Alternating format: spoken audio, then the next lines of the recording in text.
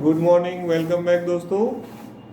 હવે ચેપ્ટર 5 સાતત્ય અને વિકલનમાં ફાઇનલી હવે છેલ્લો થિયરીનો ટોપિક ચાલુ કરીએ છીએ આજે. હા, છેલ્લે આપણે કયો ટોપિક જોયેલો છે લાસ્ટ લેક્ચર, એક બે લેક્ચર્સમાં? દ્વિતીય વિકલિત. હા, y2 અથવા તો d2y/dx². ઓકે, એ ત્યાં સુધીનું સ્વાધ્યાયના દાખલાઓ પણ આપણે જોયા છે. હવે ત્યાર પછી થિયરીમાં આ ચેપ્ટરમાં છેલ્લો ટોપિક જે છે એ આપણે સ્ટાર્ટ કરીએ છીએ. એનું એ લોકોએ ટાઇટલ આપ્યું છે મધ્યકમાન પ્રમેય. બરાબર? મધ્યકમાન નથી બોલવાનું, મધ્યક. આંકડાશાસ્ત્રમાં શબ્દ છે ને મધ્યક, મીન, અને માન એટલે મૂલ્ય, એટલે મીન વેલ્યુ થિયરમ. યાદ રાખજો. ઘણા શું કરે છે? મધ્યકમાન. તો મધ્યકમાન નથી બોલાતું, યાદ રાખજો, મધ્યકમાન. ઓકે, એ પ્રમેયોમાં એકચ્યુઅલમાં બે પ્રમેય છે. પહેલું રોલનું પ્રમેય આવે છે. રોલ એ ગણિતશાસ્ત્રીનું નામ છે, અને પછી એના પછી મધ્યકમાન પ્રમેય છે. એટલે એમને ટાઇટલ કોમન આપ્યું છે, કારણ કે બંને મીન વેલ્યુ થિયરમ જ કહેવાય છે. પણ આપણે પહેલું લઈશું રોલનું પ્રમેય. ઓકે, હવે આ જે રોલનું પ્રમેય જે છે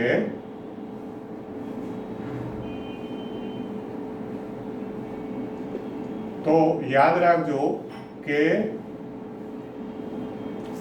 રોલ એક ગણિતશાસ્ત્રીનું નામ છે. ફરી વખત કહી દઉં છું, ROLE, રોલ્સ થિયરમ આવું કહે છે. ઓકે, હા, ROLE, રોલ્સ થિયરમ. ઓકે, રોલનું પ્રમેય. હવે રોલનું પ્રમેય છે એ કેવું છે તમે સમજી લેજો. અને એનું પહેલાં એકચ્યુઅલમાં તમે જૂની આપણી બુક પાછી જોશો ને તો એમાં મધ્યકમાન પ્રમેય છે ને એની સમજૂતીની સાથે સાથે જ પછી રોલનું પ્રમેય એવું આપ્યું છે. પણ એકચ્યુઅલમાં રોલનું પ્રમેય છે ને એ મધ્યકમાન પ્રમેયનું એક વિશિષ્ટ કિસ્સો છે. જ્યારે અહીંયા નવી બુકમાં એવું કીધું છે કે મધ્યકમાન પ્રમેય એ રોલના પ્રમેયનું વિસ્તૃત રૂપ છે, ઊંધું.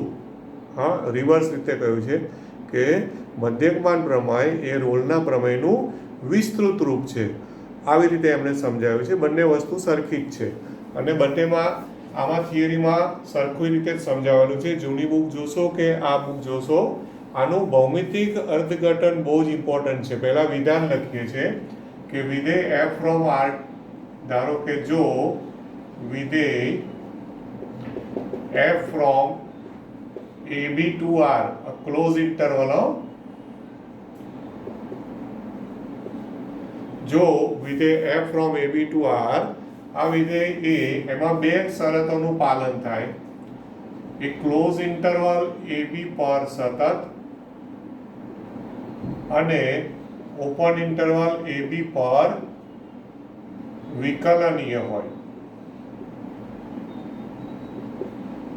તથા નંબર 2, આમાં બે શરતો આપી છે. પહેલી શરત આ છે કે ક્લોઝ ઇન્ટરવલ AB પર સતત હોવું જોઈએ, ઓપન ઇન્ટરવલ AB પર વિકલનીય હોવું જોઈએ. ઓકે, તથા બીજી શરત એવી છે કે તથા f of A is equal to f of B. મતલબ આ જે અંતરાલ હોય ને એનો પ્રદેશ, એના જે અંત્ય બિંદુઓ છે બંને આગળ એનું મૂલ્ય કેવું આવવું જોઈએ? સરખું આવવું જોઈએ. જો f of A is equal to f of B જો આવું થાય તો રોલના પ્રમેયનું પાલન થયું છે એવું કહેવાય. રોલના પ્રમેયનું પાલન થયું છે. અને રોલના પ્રમેય મુજબ તો એવો કોઈ C belongs to open interval AB, ધ્યાન રાખજો, એ કોઈ વાસ્તવિક સંખ્યા C belongs to open interval AB. આમાં હું શું લખું છું? કોઈક, એટલે એક પણ મળી શકે, એકથી વધારે પણ મળી શકે છે. કોઈક C belongs to AB એવી મળે કે જેથી f' C is equal to 0 થાય. કે જેથી શું થાય છે? f' C is equal to 0 થાય. ઓકે, હા. હવે એક આના પછીનું આપણું જે ચેપ્ટર આવશે ને એ ચેપ્ટરનું નામ છે વિકલિતના ઉપયોગો. ઓકે, હવે વિકલિતના ઉપયોગોની અંદર વિકલનના ઘણા બધા ઉપયોગો આપેલા છે અલગ અલગ. એમાંનો એક ઉપયોગ જે છે એ ઓલરેડી અહીંયા ઉપયોગ થઈ જાય છે. ડેશનો મતલબ વિકલન. એફ ડેશ સી ને આપણે શબ્દોમાં બોલવું હોય તો શું કહેવાય કે વિધેય જે પણ હતું, જે પણ રકમમાં વિધેય હોય વાય બરાબર એફ એક્સ, તો વિધેય વાય બરાબર એફ એક્સનું કયા બિંદુ આગળ આ વિકલન થયું? સી આગળનું વિકલન. હા, ઓકે. એફ ડેશ સી મતલબ એક્સ બરાબર સી આગળ વિકલન એવું કહેવાય ને. તો જ્યારે એ વિકલન ઝીરો થાય, વિકલન શું થાય? ઝીરો. અને વિકલન એટલે છઠ્ઠા ચેપ્ટરમાં, આના પછીના ચેપ્ટરમાં તમે ભણશો કે કોઈ પણ વક્ર એટલે કોઈ પણ વિધેય હોય એનું તમે દોરો તો વક્ર તો દોરાય જ ને. તો કોઈ પણ વિધેય હોય અને એટલે કે વક્ર હોય એનું તમે વિકલન કરો, વિકલિત શોધો, ડીવાય બાય ડીએક્સ શોધો, તો તે હંમેશા તે વક્રનો ઢાળ બતાવે છે. શું બતાવે છે? ઢાળ, સ્લોપ. તો એફ ડેશ સી ને હવે ભૌમિતિક અર્થઘટનની રીતે મારે કેવું હોય? ભૌમિતિક અર્થઘટન. તો આને ભૌમિતિક રીતે શું કહેવાય? આ જીરો આવ્યો એનો મતલબ શું થયો? કે કયા બિંદુ આગળ ઢાળ જીરો આવ્યો? F dash C. એટલે કે એક્સ બરાબર સી આગળ જે પણ રકમમાં વિધેય આપેલું છે એ રકમ વાય બરાબર એફ એક્સ જે પણ હોય એનો એક્સ બરાબર સી આગળનો ઢાળ કેટલો મળ્યો? શૂન્ય મળ્યો. ઓકે, ઢાળ ઝીરો મળ્યો આવું કહેવાય. ખ્યાલ આવે છે? અને ઢાળ ઝીરો મળે તો તમને પાછું યાદ છે 11મું ધોરણ કે સમક્ષિતિજ રેખા હોય. કેવી રેખા હોય? જેનો ઢાળ ઝીરો હોય ને એ રેખા સમક્ષિતિજ હોય. તો હવે જોજો ભૌમિતિક અર્થઘટનમાં શું થાય છે, ધ્યાન આપજો. હવે તમારે ખાસ ધ્યાન આપવાનું છે ભૌમિતિક અર્થઘટન. અત્યારે હું એક આમ સિમ્પલ આકૃતિથી બતાવું છું. આ એક્સ અક્ષ છે, આ વાય અક્ષ છે. માની લો કે આમ વક્ર છે આ રીતના. ઓકે, હવે વક્ર છે ને એ અહીંથી આમ આગળ જાય છે, પણ આપણે એમાંથી આટલો ભાગ લઈએ છીએ. માની લો કે આ બિંદુ એ છે, આ બિંદુ બી છે. ધ્યાન આપજો બરાબર. આ બિંદુ એ છે, આ બિંદુ બી છે. આ જે વક્ર છે, આ વક્રને નામ આપો વક્ર y બરાબર fx. આ વક્રને શું કહેશો તમે? y બરાબર fx. ઓકે, પેન બરાબર ચાલતી નથી, ઉભા રહો. વક્ર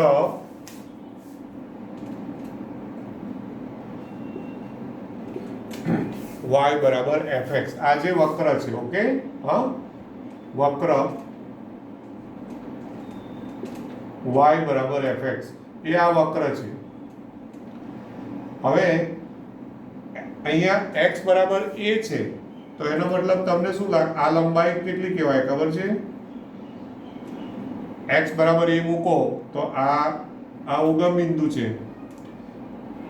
આ લંબાઈ છે સ્મોલ a. તો અહીંયા x બરાબર a મૂકો તો y બરાબર fa થાય ને. તો આ લંબાઈ કેટલી થાય? fa. કેટલી થાય? fa. આ લંબાઈ કેટલી થાય? તો અહીંયા b છે, તો અહીંયા b મૂકો તો y બરાબર fb. તો આ લંબાઈ કેટલી થાય દોસ્તો? fb.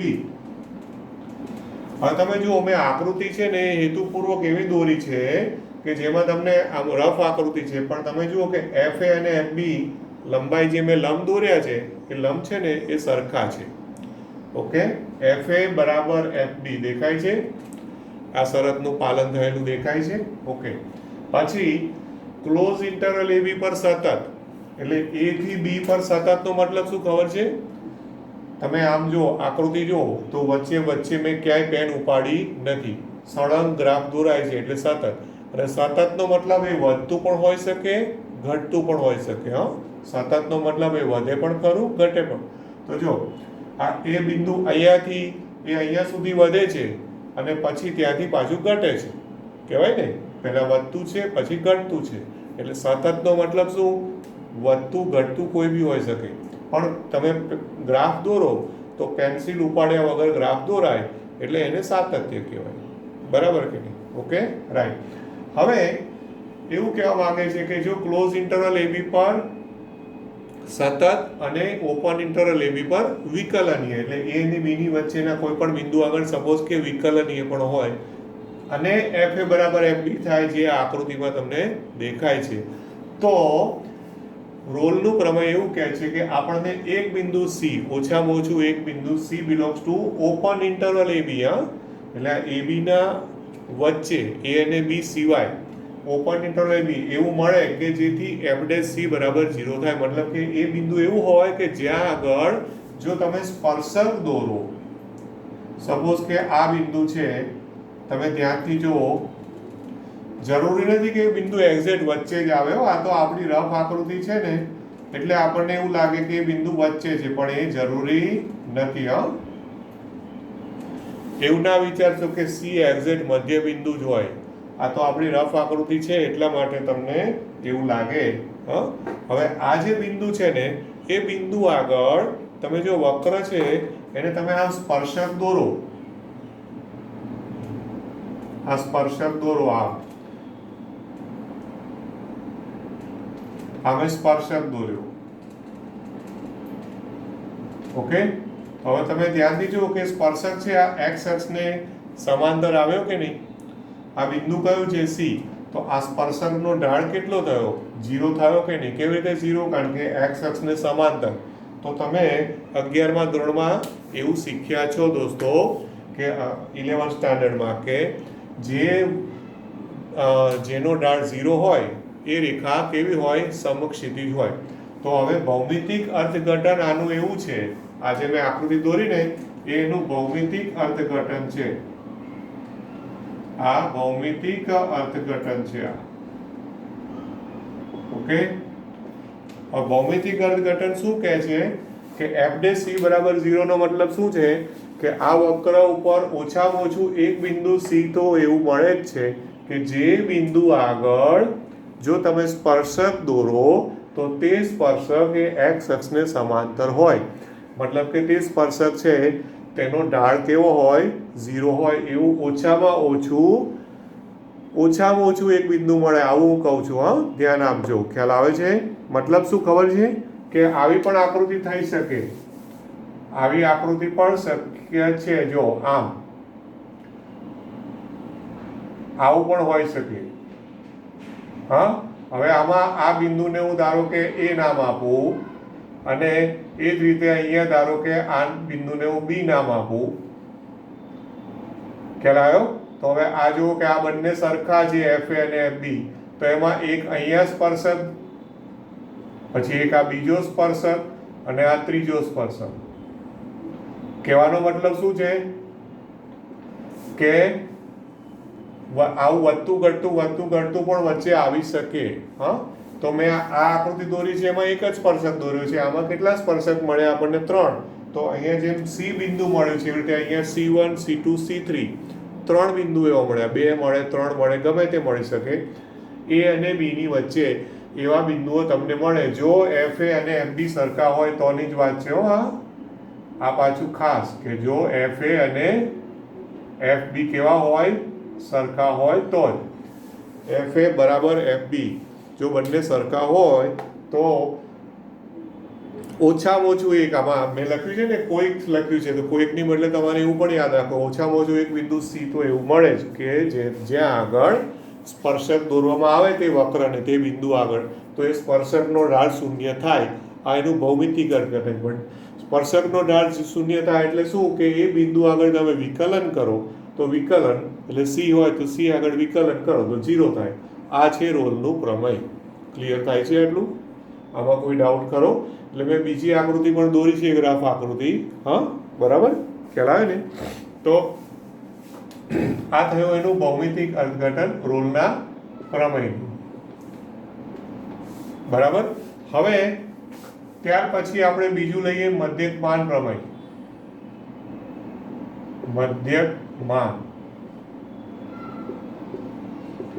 મધ્યકમાન માટે ઇંગ્લિશમાં શું કહેશો? Mean value theorem. ઓકે, ઇંગ્લિશમાં એને શોર્ટમાં MVT બોલે છે. MVT, mean value. મીન એટલે મધ્યક, માન એટલે વેલ્યુ, ઓકે, પ્રમેય એટલે theorem. Mean value theorem. Okay, ભૂલે ચૂકે કોઈ મધ્ય કમાન ના બોલશો. સાવ એકદમ ગુજરાતીમાં રોંગ, આ સાવ ખોટું પ્રોનાઉન્સિએશન છે, મધ્ય કમાન. હા, ઉતાવળમાં બી મારાથી ઘણી વાર ભૂલાઈ જાય તો મને પણ સુધારવાનું. શું બોલવાનું? મધ્યક માન. ઓકે, તો જ તમને યાદ રહેશે કે શું કહેવા માંગે છે. હા, હવે આનું વિધાન શું છે? તો એકચ્યુઅલમાં આ જે વિધાન લખ્યું છે ને, એ જ વિધાનમાંથી આ બીજી કન્ડિશન કાઢી નાખવાની છે. બીજી કન્ડિશન શું કરવાની છે તમારે? કાઢી નાખવાનું. મતલબ કે બાકીનું બધું એઝ ઇટ ઇઝ લખી દેવાનું છે. ઓકે, કે જો વિધેય f from AB to R એ એમાં એક જ શરત, બે શરત હતી ને એની બદલે, હા, એ ક્લોઝ ઇન્ટરવલ AB પર સતત અને ઓપન ઇન્ટરવલ AB પર વિકલનીય હોય તો બસ. હવે આ બીજી શરત FA બરાબર FB શરતનું પાલન થાય નહીં. FA બરાબર FB નું પાલન થાય ને તો એ આ મધ્યકમાન પ્રમેયનું એ વિશિષ્ટ કિસ્સો થઈ જાય છે અને એને રોલનું પ્રમેય કહેવામાં આવે છે.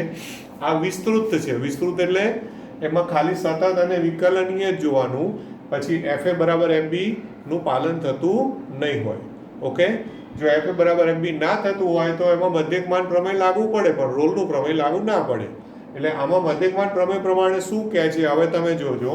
તો આપણને એવો કોઈક C belongs to open interval AB એવો મળે કે જેથી હવે અહીંયા જોજો તમે f' C is equal to FB minus FA upon B minus A. f' C is equal to FB minus FA upon B minus A. હવે એકચ્યુઅલમાં આ છે ને દોસ્તો, આ ઢાળનું સૂત્ર છે, યાદ કરજો. અંશમાં y યામનો તફાવત છે, છેદમાં એ જ ક્રમમાં x યામનો તફાવત છે. ઓકે, ધ્યાનથી જુઓ અને પછી હું હમણાં આકૃતિ દોરીને બતાવું છું. તો જો આ ફરીવાર યાદ કરાવું. અંશમાં શું છે? y યામનો તફાવત અને છેદમાં એ જ ક્રમમાં x યામનો તફાવત છે. જો FB માઇનસ FA એટલે y યામ થયા કે નહીં? અહીંયા ફરીવાર આકૃતિમાં જુઓ તો આ A અને B શું છે? x યામ. હવે આમાં x યામ મૂકો તો y બરાબર FA, તો FA y યામ છે, અને B મૂકો તો FB શું છે? એ પણ y યામ જ છે. તો અંશમાં y યામનો તફાવત, છેદમાં એ જ ક્રમમાં x યામનો તફાવત. તો ટૂંકમાં આમાં આકૃતિ કઈ રીતની થશે? આનું ભૌમિતિક અર્થઘટન મારે તમને બતાવવું હોય તો હવે જોજો, આની આકૃતિ જોઈએ આપણે. ઓકે, આની આકૃતિમાં આ જે વક્ર છે ને, એ વક્ર એવું થોડું આ રીતના બતાવીશ. હા, આમ હશે વક્ર, આ રીતના લેવાનો. એમાં આ બિંદુ છે A, આ બિંદુ છે B. ઓકે, એટલે આ લંબાઈ હવે જુઓ FA અને આ લંબાઈ FB. કારણ કે આપણે આ જે વક્ર છે, આ વક્રને આપણે શું નામ આપવાનું? y બરાબર fx. આ છે આપણો વક્ર. વક્ર શું છે? આ y બરાબર fx આપણો વક્ર. હવે તમે જુઓ કે FA અને FB લંબાઈ નાની મોટી છે, રાઈટ? સરખી નથી. હવે આ બિંદુ, હવે એકચ્યુઅલી છે ને ગ્રાફ હોય ને, એ ગ્રાફ આમ તો અહીંથી આગળ આમ જાય છે દોસ્તો, પણ આપણે એ ગ્રાફમાંથી માત્ર એવો ટુકડો જ લેવાનો, એવો ભાગ જ લેવાનો, AB અંતરાલવાળો જ ભાગ, જેમાં એ સતત વધતું કે ઘટતું હોય અને એમાં સતત ને વિકલનીય જે શરત હોય ને એનું પાલન થતું. એટલે એવું નથી કે આટલો જ ગ્રાફ છે. ગ્રાફ અહીંથી આમ આગળ ગમે તેમ જતો હશે પણ નો પ્રોબ્લેમ, આપણે એમાં પડવાનું નથી. આપણે ખાલી A અને B ની વચ્ચે જ જોવાનું છે. હવે માની લો આ બિંદુ છે, એને હું એ નામ આપું અથવા પી નામ આપું, આ બિંદુ પી નામ આપું, આ જે છે ને એને પી નામ આપું છું, પી. અને અહીંયા જે બિંદુ છે એને ક્યુ નામ આપું છું. તો બોલો પી ના યામ શું થશે? પી ના યામ તો એક્સ યામ એ અને વાય યામ એફ એ, અને ક્યુ ના યામ તો એમાં એક્સ યામ બી અને વાય યામ કેટલો? એફ બી. ઓકે, હવે આ પીક્યુ રેખા દોરો તો પીક્યુ નો ઢાળ શોધો. તો પીક્યુ નો ઢાળ એ આ રહ્યો. પીક્યુ નો ઢાળ એટલે F B minus F A, એટલે કે વાય યામનો તફાવત અપોન એ જ ક્રમમાં એક્સ યામનો તફાવત, એટલે કે બી માઇનસ એ. હવે એનો મતલબ શું થયો કે આપણે અહીંયા PQ છે ને એ આ વક્રની છેદિકા તરીકે દોરી દઉં, એટલે કે એક રેખા દોરી દઉં. આમ PQ રેખા દોરી દઉં છું આમ. ઓકે, હવે આ PQ છે.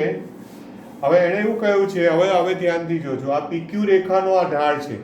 પણ હવે મધ્યકમાન પ્રમેય એવું કહે છે કે એવું બિંદુ C belongs to open interval AB, એટલે કે A અને B ની વચ્ચે એક બિંદુ C એવું મળે છે.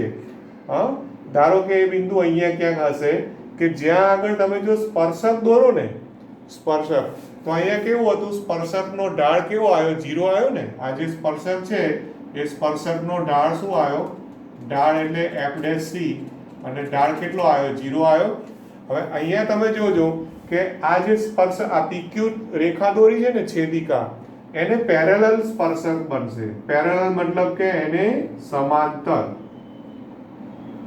આ રીતે એક્ઝેક્ટ એને પેરેલલ આમ એક સ્પર્શક દોરવાનો તમારે થાય. આ જે મેં બ્લુ લાઈન દોરી છે એ આ PQ છે ને, એ PQ ને એક સમાંતર સ્પર્શક છે.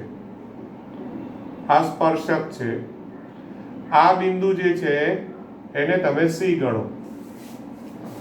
આ બિંદુને તમે C ગણો. તો હવે સમજણ પડે છે કે જ્યારે FA અને FB બંને સરખા નથી, FA અને FB સરખા નથી, તો એવું કહેવા માંગે છે કે ત્યારે એક સ્પર્શક એવો દોરાય છે કે જે સ્પર્શક છે એ જે આ બે એના અંત્ય બિંદુઓ કહેવાય કે નહીં, A અને B ના અંત્ય બિંદુઓ, તો અંત્ય બિંદુઓમાંથી પસાર થતી જે છેદિકા છે, જે છેદિકા એટલે કે રેખા, તો એ જે રેખા હોય એને સમાંતર સ્પર્શક એક તો ઓછામાં ઓછો મળે જ. હું ફરી પાછું એવું કહું છું, ઓછામાં ઓછો એક. આ આકૃતિ દોરી છે ઉપર, એવી રીતે અહીંયા પણ તમે આ વક્રને આમાં વધારે વક્રો બનાવી દીધા હોય તો એમાં પણ શક્ય છે કે એક કરતાં વધારે સમાંતર સ્પર્શકો મળે જે PQ ને સમાંતર જ હોય, એમાં પણ એક કરતાં વધારે બની શકે. બરોબર છે? ખ્યાલ આવે છે કે નહીં? બોલો, આમાં કોઈ ડાઉટ કરો?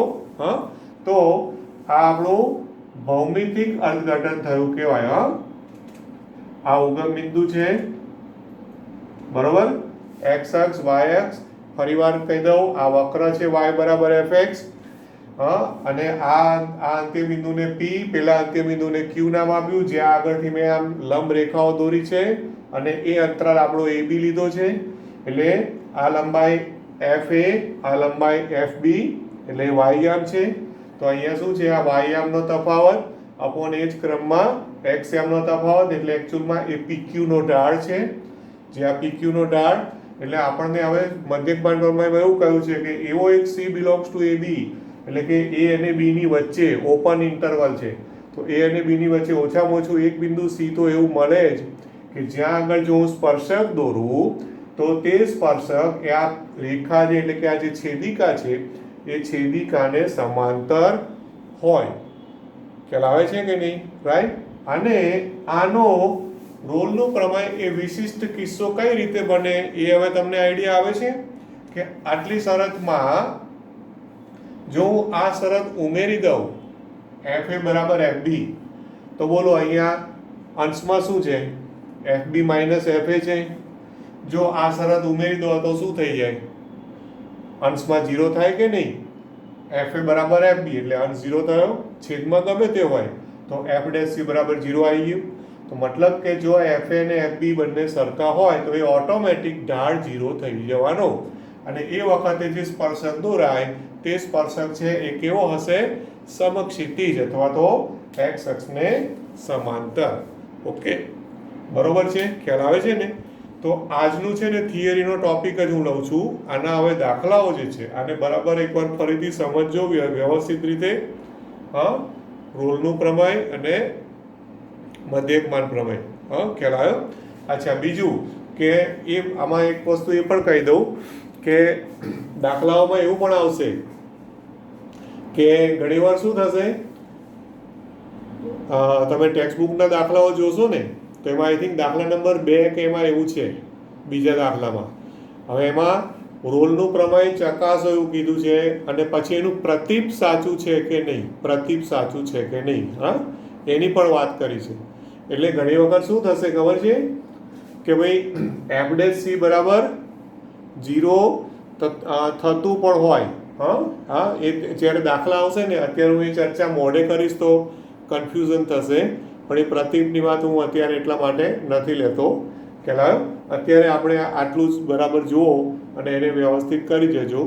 એટલે આપણે સ્વાધ્યાય જે 5.8 છે એના દાખલાઓ જોઈશું. નેક્સ્ટ લેક્ચરમાં આપણે સ્ટાર્ટ કરીશું એટલે તમને ખ્યાલ આવશે. એટલે હવે છે ને આ ચેપ્ટરમાં થિયરીમાં કશું બાકી રહેતું નથી. હા, એક મેથડ દાખલાની બાકી રહે છે હજુ, પણ એમાં થિયરી નથી. એટલે મેં એને થિયરી તરીકે ગણી નથી અને એને એ લોકોએ એઝ અ થિયરી તરીકે ટાઇટલ કરીને પણ આપેલું નથી. એનો સીધો દાખલા જ આપેલા છે અને એ છે એક વિધેયનું બીજા વિધેયની સાપેક્ષે વિકલન. એવો એક ટોપિક છે, એક વિધેયનું બીજા વિધેયની સાપેક્ષે વિકલન. ઓકે, પણ અત્યારે હું એમાં પડતો નથી, એ દાખલાઓ જ છે એટલે એમાં કોઈ થિયરી નથી. થિયરી આ ચેપ્ટરની અહીંયા બધી જ પૂરી થઈ એવું માનજો. ઓકે, ખ્યાલ આવે ને? હવે આપણે માત્ર આ ચેપ્ટરમાં દાખલાઓ ગણવાના રહેશે. Okay, so thank you very much. Next લેક્ચરમાં મળીએ. Have a good day.